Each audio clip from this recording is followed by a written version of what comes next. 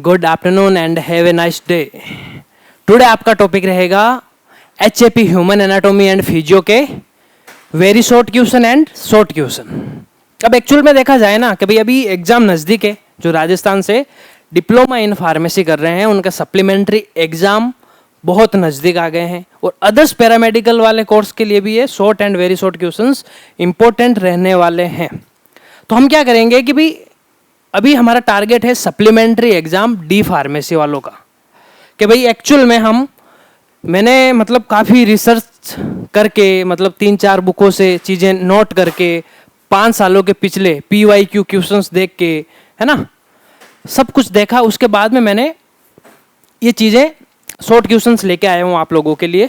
तो please request है इस वीडियो को कंप्लीट देखिए, ताकि क्या रहेगा, आप लोग अगर ये 1-1.5 घंटे का वीडियो होगा ना शॉर्ट क्वेश्चन का, अगर उसको कंप्लीट देख लेते हो तो सीधे सीधे एग्जाम्स में आपको हेल्प मिल जाएगी 15 से 20 नंबर की, है ना। कितने नंबर की? 15 से 20 नंबर की हेल्प आपको मिल जाएगी। देखो 10 नंबर के तो आते हैं आपके वेरी शॉर्ट क्वेश्चन, है ना। 30 नंबर के आ जाते हैं शॉर्ट क्वेश्चन। अब इसमें से क्या होगा कि भाई ये जो क्वेश्चंस है ना वेरी शॉर्ट और शॉर्ट के ऊपर मैंने काफ़ी पिछले साल के पेपर देखे थे, उससे भी पिछले साल के पेपर देखे थे, न्यू स्कीम के तो वैसे पिछले साल का ही था मेन, तो वो मैंने नोट डाउन करके ये चीज़ें आप लोगों के लिए बनाई है। तो हम करते हैं स्टार्ट इसको। तो ये आपका रेशियो देख लो, एवरेज 15 से 20 नंबर। अगर इस 1 घंटे का वीडियो हम कंप्लीट देख लेते हैं तो 15 से 20 नंबर आपके फिक्स हो जाते हैं। और आपको पता है पास होने के लिए कितने चाहिए? 100 में से 40 नंबर चाहिए, और इंटरनल मार्क्स आजकल अच्छे ही जाते हैं, तो 18 से 19 नंबर इंटरनल मार्क्स चले जाएंगे। तो आपको एवरेज कितना चाहिए? 80 में से 20 से 22 नंबर। अगर हमें शॉर्ट क्वेश्चन और वेरी शॉर्ट में से ही 15 से 20 नंबर मिल रहे हैं, तो हमें लॉन्ग क्वेश्चंस को एक बार अगर छोड़ भी देना तो कोई टेंशन वाली बात नहीं है। लेकिन इन चीज़ों को आपको कंप्लीट करके जाना है, और इनमें नंबर भी नहीं करते हैं बिल्कुल भी, ठीक है। तो अब देखिएगा, अपन देखते हैं सबसे पहले RH फैक्टर। देखो HFP के अंदर ये RH फैक्टर एक ब्लड ग्रुप्स से रिलेटेड क्वेश्चंस आते ही आते हैं। अब RH फैक्टर की बात करते हैं, उससे पहले हम किसकी बात कर लेते हैं? ब्लड की बात कर लेते हैं। देखो मैं इसके साथ साथ में क्या करूंगा कि भाई खाली यूं नहीं है कि क्वेश्चंस पढ़ा और उसका आंसर बता दिया, नहीं। हम इस वीडियो से ये फायदा होना चाहिए कि भाई इस टॉपिक से रिलेटेड आसपास की चीजें जो आप लोगों को देखने को वहां पे मिल जाए। तो जैसे कि RH फैक्टर अपने सामने आया, ठीक है। अब देखो RH फैक्टर से रिलेटेड आपके सामने क्या क्या क्वेश्चंस आ सकते हैं। एक तो ब्लड का पूछ सकता है, डिफाइन ब्लड। क्या पूछ सकता है? डिफाइन ब्लड, कि भाई ब्लड क्या है। तो ब्लड आपका सभी को पता है कि भाई फ्लूइड कनेक्टिव टिश्यू है। क्या है? फ्लूइड कनेक्टिव टिश्यू है। अब आपसे ये पूछ सकता है कि ब्लड सेल कितने टाइप्स की होती हैं। आप सभी को पता है ब्लड सेल 3 टाइप की होती है। कितने टाइप्स की होती है ब्लड सेल? 3 टाइप्स की, RBCs, WBCs एंड प्लेटलेट्स। अब आपसे आगे क्वेश्चन क्या पूछ सकता है? RBCs का फंक्शंस बता दीजिए, WBCs का फंक्शन बता दीजिए, प्लेटलेट्स का फंक्शन बता दीजिए। ये देखो हम क्या करेंगे, कोई भी एक टॉपिक आए उसके आसपास की चीज़ों को लेके चलेंगे ना, तो हमारा क्या फायदा रहेगा कि कल को 1 नंबर का ये क्वेश्चन आ गया, RBCs के एनी 2 फंक्शन, क्या बताओगे भाई? हमने तो खाली RH फैक्टर पढ़ा था। ऐसा नहीं करना है, आसपास की चीज़ें भी हम लेके चलेंगे। जैसे अभी RBCs का फंक्शन क्या है? ऑक्सीजन सप्लाई और ब्लड को कलर देने का काम कौन करता है? RBCs करती है। जो ये रेड कलर है ना, ये किसके कारण है? RBCs के कारण। WBCs क्या करती है भाई? WBCs बॉडी के अंदर क्या करेगी?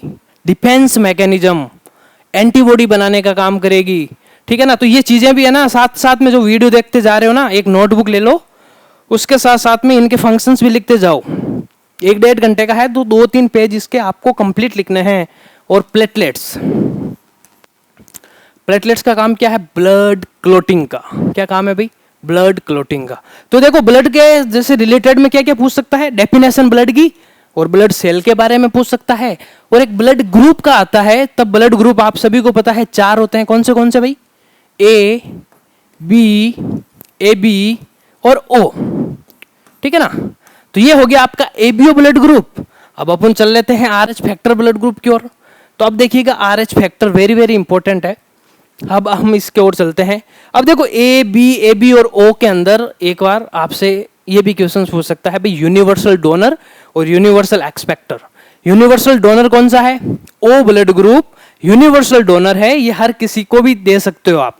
ए वाले को भी दे सकते हो, बी वाले को भी दे सकते हो, और ए बी वाले को भी दे सकते हो, और ओ वाले को तो दे ही सकते हो। जबकि यूनिवर्सल एक्सपेक्टर कौन सा है?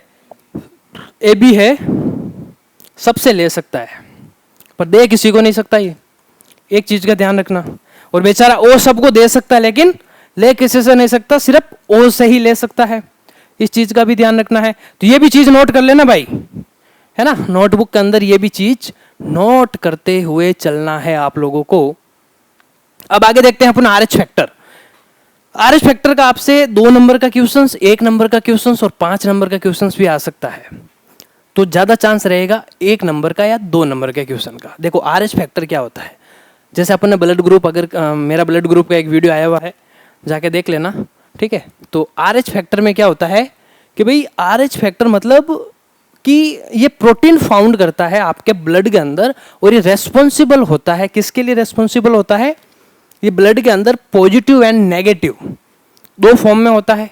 अगर पॉजिटिव एंड नेगेटिव आरएच, अगर किसी के ब्लड में आरएच फैक्टर नहीं है, जैसे कि मेल और फीमेल का अपन एक एग्जांपल ले लें, मेल में आरएच फैक्टर है, फीमेल में नहीं है, ठीक है। कल को उन दोनों की शादी हो गई, अब होने वाला फर्स्ट बेबी तो इजीली हो जाता है, लेकिन सेकंड बेबी में ये रहता है कि या तो उस बच्चे की डेथ हो जाती है, ठीक है, बच्चा पूरा मतलब मैच्योर नहीं हो पाता, या फिर उस लेडी में वो तकलीफ हो सकती है। तो आरएच फैक्टर वहाँ पे आपका बड़ा रोल अदा करता है।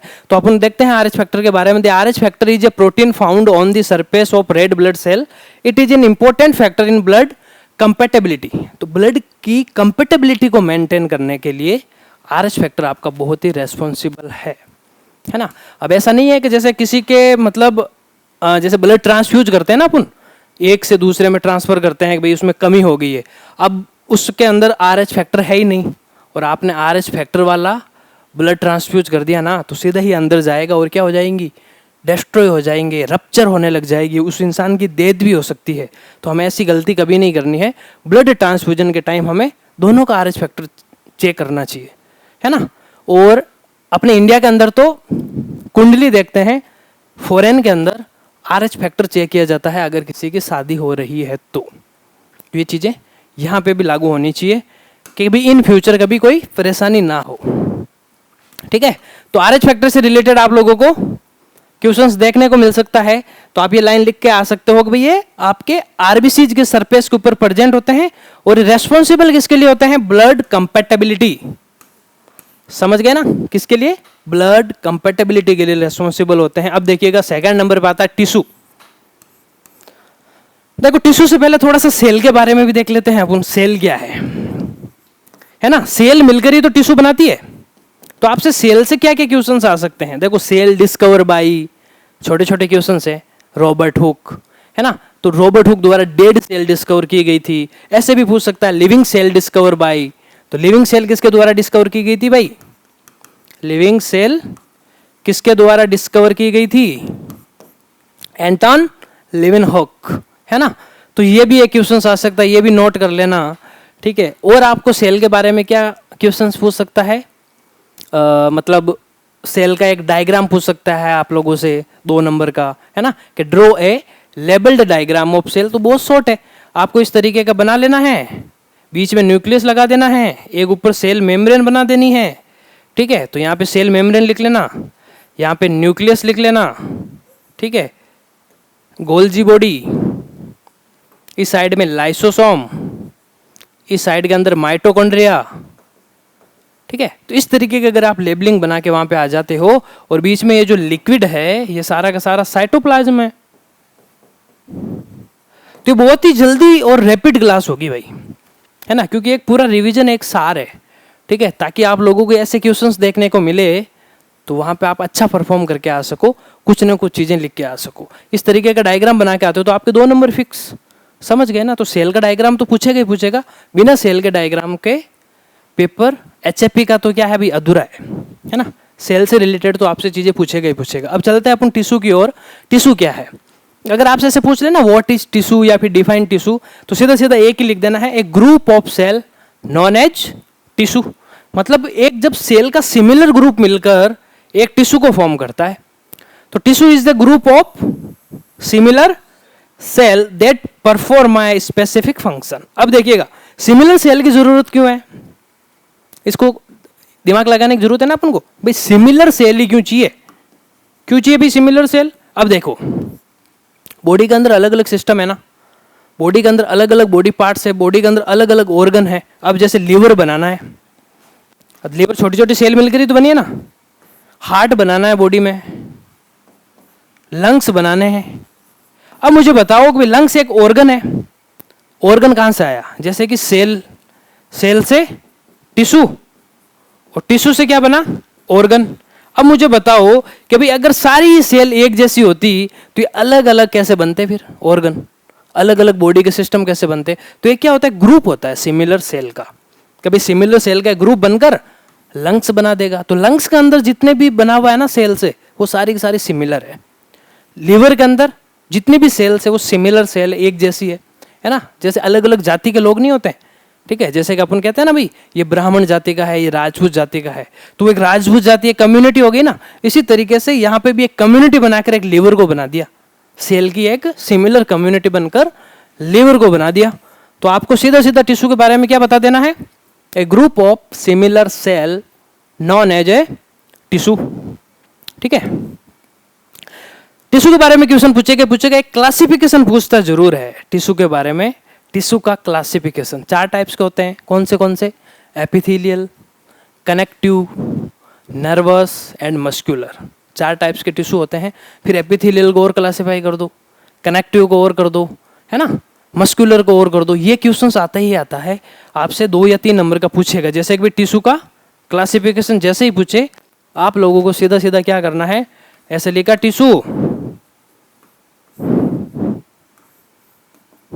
एपिथेलियल, कनेक्टिव, मस्कुलर और फाइनली नर्वस। ये 4 टिश्यू होते हैं भाई, समझ गए ना। अब 4 टिश्यू में भी आपका आ जाता है एपिथेलियल। एपिथेलियल में भी क्यूबोइडल, है ना, अलग अलग टाइप्स का, और आप फर्दर क्लासिफिकेशन कर सकते हो। और इसका एग्जाम्पल दे देना, epithelial mainly found in skin. कहाँ पे होता है जी, स्किन। ठीक है, अब ये जो एपिथेलियल टिश्यू होता है ना, इसका काम ही होता है प्रोटेक्शन करने का बॉडी का। तो स्किन आपकी क्या कर रही है, स्किन सबसे बड़ा ऑर्गन है ना। एक आपसे छोटा क्वेश्चन ये भी पूछ सकता है, biggest organ of human body वो कौन सी है, स्किन है। सारे क्या करके आते हैं पता है, बिगेस्ट ऑर्गन पूछते हैं तब या तो लीवर या लंग्स करके आते हैं, है ना। तो लीवर है ना आपका बिगेस्ट ग्लैंड है, नॉट ऑर्गन। लीवर क्या है, बिगेस्ट ग्लैंड अगर पूछे कोई तब आपको लीवर करना है। और बिगेस्ट ऑर्गन पूछ लेना सबसे बड़ा, स्किन है, क्योंकि देखो स्किन कितनी बड़ी है, पूरी बॉडी को कवर करके रखी है। तो ये एपिथेलियल प्रोटेक्शन का काम करता है। कनेक्टिव के अंदर आप क्या एग्जांपल लिख के आओगे, blood, fluid connective tissue, bones, cartilage. इसके एग्जाम्पल में ये चीजें लिख के आ जाना है। आपसे कोई पूछ ले कनेक्टिव टिश्यू के एनी 2 एग्जाम्पल, तो आपको ब्लड, बोन, कार्टिलेज लिख देना है। मस्कुलर के अंदर तो एग्जाम्पल्स आ जाते हैं जितनी भी बॉडी की मसल्स है। अब ये मसल्स क्यों होती है, इनका भी काम क्या है, प्रोटेक्शन देना, स्ट्रेंथ देने का काम होता है मस्कुलर टिश्यू का। और नर्वस टिश्यू तो आप सभी को पता ही है ना। बिना नर्वस टिश्यू जितना भी बॉडी के अंदर रिफ्लेक्स हो रहा है ना, जैसे मैं बोल रहा हूँ तो आप लोगों के पास में एक मैसेज जा रहा है ना, जो चीज़ें मैं कर रहा हूँ तो सारा का सारा मैसेज आना, बॉडी का मेंटेन होना, ये किसका काम है भाई, नर्वस टिश्यू का है। एक बॉडी का बैलेंस बनाए रखना, किसी भी गर्म चीज़ को आप टच कर रहे हो, किसी भी ठंडी चीज़ को आप टच कर रहे हो, तो वो एक रिफ्लेक्स आता है, वो कहाँ से आता है, नर्वस टिश्यू से आता है। तो इस तरीके का आप एक क्लासिफिकेशन बना के शो करके आओगे तो 2 नंबर का आ गया मानो, तो इस तरीके से आपके 2 नंबर मिल सकते हैं। ठीक है ना। तो देखो शॉर्ट एंड वेरी शॉर्ट दोनों टाइप के क्वेश्चंस अपने साथ साथ में रेडी हो रहे हैं, लेकिन आप लोगों को क्या करना पड़ेगा, इस वीडियो को कंप्लीट देखते हुए लिखना पड़ेगा। ऐसा नहीं है कि खाली देखोगे तो चलो दिमाग में तो बात हो गई, लेकिन यहाँ पे प्रॉब्लम क्या आती है फार्मेसी वालों के, लिखने में। लिखना कैसे पड़ेगा, जब प्रैक्टिस करोगे तो वहां लिख पाओगे। वहां पे अगर दिमाग में तो सब सेट है कि हाँ यार सर ने ऐसे बोला था ये चीज है, अब एपिथेलियल की स्पेलिंग ही नहीं आ रही, तो वहां पे स्पेलिंग अगर पूरी पूरी गलत लिख के आओगे तो फिर नहीं मिलेगा। हाँ थोड़ा बहुत चलता है ना भाई, कि ग्रुप का अगर आप लिख रहे हो आर खा गए तो अगले को लगेगा हाँ यार थोड़ा बहुत बच्चे ने जल्दीबाजी में लिख दिया होगा, लेकिन ग्रुप की जगह तो आप तो जी की जगह तो JROUP लिख के आ रहे हो। मैंने देखा है काफी कॉपियां आती है, चेक करते हैं तो वहां पे ग्रुप की ऐसे ऐसे स्पेलिंग लिख के आते हैं लड़के, अब उनको नंबर कैसे दें, है ना। तो ऐसे तो फिर स्पेलिंग देख के उनको फेल करने का मन करता है, तो इसका भी आप लोगों को थोड़ा ध्यान देना है। अब आगे देखते हैं लिम्फ, वेरी वेरी इंपॉर्टेंट है। क्या है लिम्फ, आपका वेरी वेरी इंपॉर्टेंट टॉपिक है कि भाई लिम्फ है क्या। तो लिम्फ क्या है आपका, lymph is a colourless fluid that circulate in the lymphatic system. Lymph आपका क्या है, बॉडी फ्लूइड है, जिसका काम क्या है कि भाई ये क्या करता है, कलरलेस फ्लूइड होता है and that circulate in the lymphatic system. कहां पर, लिम्फेटिक सिस्टम में सर्कुलेट करता है and carrying white blood cell and waste product. अब देखिएगा लिम्फ अपने साथ साथ में किसको कैरी करता है, WBCs व्हाइट ब्लड सेल को एंड वेस्ट प्रोडक्ट को। अब देखिएगा लिम्फ का मेनली काम होता है डिफेंस मैकेनिज्म, समझते हो क्या, डिफेंस मैकेनिज्म। डिफेंस मैकेनिज्म किसको कहते हैं भाई, देखो डिफेंस मैकेनिज्म का सीधा सा एक मैं बता देता हूं आप लोगों को। डिफेंस मैकेनिज्म मीन्स आपकी बॉडी के अंदर अगर कोई भी बैक्टीरिया वायरस पैथोजन जा रहा है, उसके खिलाफ एंटीबॉडी बनाने का काम किसका होता है, WBCs का। ये WBCs को कैरी कर रहा है अपने साथ में, और बॉडी के अंदर जो भी वेस्ट प्रोडक्ट होता है उसको भी कैरी करता है ताकि वो बॉडी से बाहर रिमूव कर सके। तो ये लिम्फ का मेनली फंक्शन होता है। तो लिम्फ के बारे में आप लोग, अगर आपसे कोई पूछ लेना व्हाट इज लिम्फ, तो सीधा सीधा ये चीज लिख के आ जाना, lymph is a colourless fluid that circulate in the lymphatic system carrying white blood cell and waste product. Okay, तो इस तरीके से आप लोगों को ये चीज अटेंड करके आनी है। अब आगे देखते हैं अपन टिटनस, कि भाई टिटनस क्या है, ठीक है ना, टिटनस क्या है। अब देखो टिटनस एक बीमारी है, आप सभी को पता है। कैसे होती है टिटनस, कैसे होती है, कोई कहता है ना यार लोहे से लग गई तो उसको टिटनस हो गया, सुना है ना ऐसा, सुना है कि नहीं सुना है, कि भाई कोई ऐसा लोहा होता है, मतलब जंग खाया हुआ लोहा या बहुत ही पुराना लोहा, उसको ऊपर एक बैक्टीरिया रहता है, तो बैक्टीरियल इन्फेक्शन है। तो क्या करता है ये, tetanus is the bacterial infections that lead to muscles stiffness and spasm. अब ये क्या करेगा, जैसे ही इन्फेक्शन कोज होगा तो जो आपकी मसल्स होंगे ना उसमें बहुत ज़्यादा पेन होने लग जाएगा, मसल्स में स्टिफनेस आ जाएगी। ये टिटनस का काम होता है। और ये कौन सा इन्फेक्शन है भाई, बैक्टीरियल इन्फेक्शन है। इस चीज़ का आपको ध्यान रखना है। तो बेसिक है ये, आपका सोशल फार्मेसी में भी देखने को मिल जाएगा और HBM में तो नॉर्मल सी चीज़ें पूछी जाती है। अब देखते हैं अपन मीनोपोज, वेरी वेरी इंपॉर्टेंट है जी। मीनोपोज किसे कहते हैं, आएगा what is menopause, define menopause. 100% आपको देखने को मिल सकता है ये क्वेश्चंस, इसको नोट डाउन कर लेना। Menopause is that natural biological process marking the end of women's reproductive years. देखो मीनोपोज एक ऐसा नेचुरल प्रोसेस है जो फीमेल के अंदर जो पीरियड्स आते हैं ना पर मंथ, जो पीरियड्स आते हैं, मेंस्ट्रुएशन साइकिल आती है, वो बंद हो जाती है, वो बंद होने की स्टेज को मीनोपोज कहते हैं। क्या कहते हैं जी, मीनोपोज कहते हैं। और जब वो पीरियड्स बंद हो जाते हैं तो फिर वो आगे रिप्रोडक्शन नहीं कर सकते, क्योंकि जब मेंस्ट्रुएशन साइकिल आती है ना उसी समय फिर उनके बॉडी में ओवा बनते हैं, अंडाणु बनते हैं, है ना। और जब ओवा बनेंगे तब वो स्पर्म के साथ में क्या हो सकेंगे, आपस में फर्टिलाइजेशन होगा, तभी तो आगे वो रिप्रोडक्शन कर पाएंगे। लेकिन इनकी एक एज होती है 50 से 60 के समथिंग, है ना, 50 से 60 ईयर के बीच में ये मेनोपॉज होता है ना, लास्ट पीरियड्स, है ना। उसके बाद में कभी भी मेंस्ट्रुएशन साइकिल नहीं आएगी, उस प्रोसेस को मेनोपॉज कहते हैं। वेरी वेरी इंपॉर्टेंट है, इसको भी नोट कर लेना भाई लोगों। आगे अपन देखते हैं टैक्सोनॉमी। वेरी वेरी इंपॉर्टेंट, आपसे पूछ सकता है और एक कोग्नोसी में भी देखने को मिल सकता है, व्हाट इज टैक्सोनॉमी, है ना। Taxonomy is the science of classifying and naming living organisms, कि भाई जितने भी आप लिविंग ऑर्गेनिज्म प्राणी हो, उन सब के बायोलॉजिकल नेम क्या है, उन सब की फैमिली क्या है, उन सब की क्लास क्या है, उसका एक क्लासिफिकेशन बनाना, उन सबको अलग अलग क्लास में रखना, अलग अलग फैमिली में रखना, अलग अलग बायोलॉजिकल नेम रखना, ये सारा का सारा काम किसका है? टैक्सोनॉमी का है। Very very important, taxonomy is the science of classifying and naming living organisms. इस चीज को आपको खास तरीके से ध्यान रखते हुए चलना है, ये भी इंपॉर्टेंट है, इसको भी नोट कर लेना।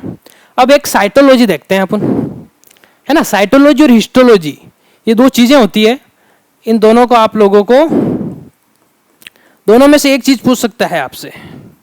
देखो साइटोलॉजी का मतलब क्या है? सेल की स्टडी करना। सेल मतलब समझते हो? कोशिका। तो cytology is the study of cell, और हिस्टोलॉजी क्या हो गया?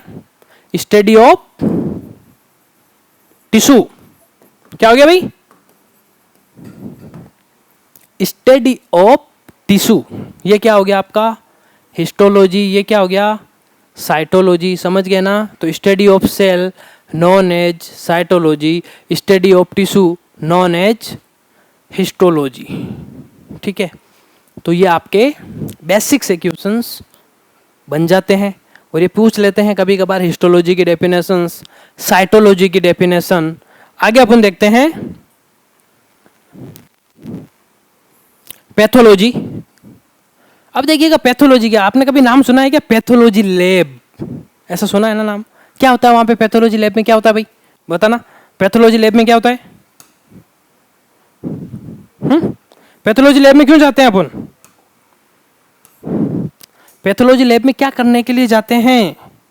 कोई बता सकता है आप में से? कमेंट कर देना कि भाई पैथोलॉजी लैब में क्यों जाते हैं, ताकि मुझे पता चल जाए, है ना। कि जिनको पता है भाई पैथोलॉजी लैब में क्या होता है, वो कमेंट सेक्शन में कमेंट कर देना, ताकि हम पता लगा पाएँ कि भाई पैथोलॉजी लैब में क्या है। ठीक है, वरना मैं बता देता हूँ। ठीक है, कमेंट भी कर देना आप लोगों को पता हो तो। ठीक है, देखो पैथोलॉजी का मतलब होता है is the study of disease and their causes. अब देखो पैथोलॉजी लैब के अंदर क्या होता है, इसलिए बनाई गई है ना कि वो डायग्नोसिस करने के लिए भी कौन सी बीमारी किसके द्वारा फैली गई है ना, किसके द्वारा फैलाई गई है। जैसे हम क्या करते हैं, एक जैसे एग्जांपल ले लेते हैं अपन, सीबीसी रिपोर्ट करवाई आपने, नॉर्मल सी सीबीसी रिपोर्ट करवाई, सीबीसी रिपोर्ट करवाई तो आपको पता चल जाता है ना कि आरबीसी कितनी है, डब्ल्यूबीसी कितनी है, प्लेटलेट्स कितनी। अब आपकी बॉडी में आरबीसी कम हो गई और प्लेटलेट्स कम हो गई। अब आप और क्या टेस्ट लगाओगे भाई, प्लेटलेट्स क्यों कम हुई, आरबीसी क्यों कम हुई। उसके बाद में आपको एक फर्दर आइडिया लग जाता है कि भाई इस बैक्टीरिया ने अपनी बॉडी के अंदर ये इन्फेक्शन कर दिया है, उस वजह से ये प्लेटलेट्स कम हो गया। प्लेटलेट्स किस में कम होता है? डेंगू में होता है ना। किस में होता है? डेंगू में। अब डेंगू के अंदर क्या होता है? डेंगू के अंदर कौन इन्फेक्शन करता है? Dinghy virus. कौन होता है? Dinghy virus. अब ये डेंगी वायरस होती है ना, ये आपकी बॉडी के अंदर इन्फेक्शन कर देती है ब्लड के अंदर। जैसे ये ब्लड के अंदर इन्फेक्शन करेगी, आपके ब्लड के अंदर प्लेटलेट्स कम हो जाएंगी। और आपको पता है ना कि प्लेटलेट्स का क्या रोल है, ब्लड को क्लॉट करने का प्लेटलेट्स के पास में रोल है। तो इससे क्या रहेगा, इससे क्या रहेगा कि भाई अगर प्लेटलेट्स की कमी हो गई तो ब्लड क्लॉट नहीं होगा, और जब ब्लड क्लॉट नहीं होगा तो आपको पता है कि फिर ब्लड का बहाव स्टार्ट हो जाता है, आंखों से, कान से, नाक से, है ना। फिर इंसान की डेथ भी हो सकती है। तो इस तरीके से हमें पैथोलॉजी लैब के अंदर इन टेस्टिंग का पता चल जाता है। ओके, आगे अपन चलते हैं अब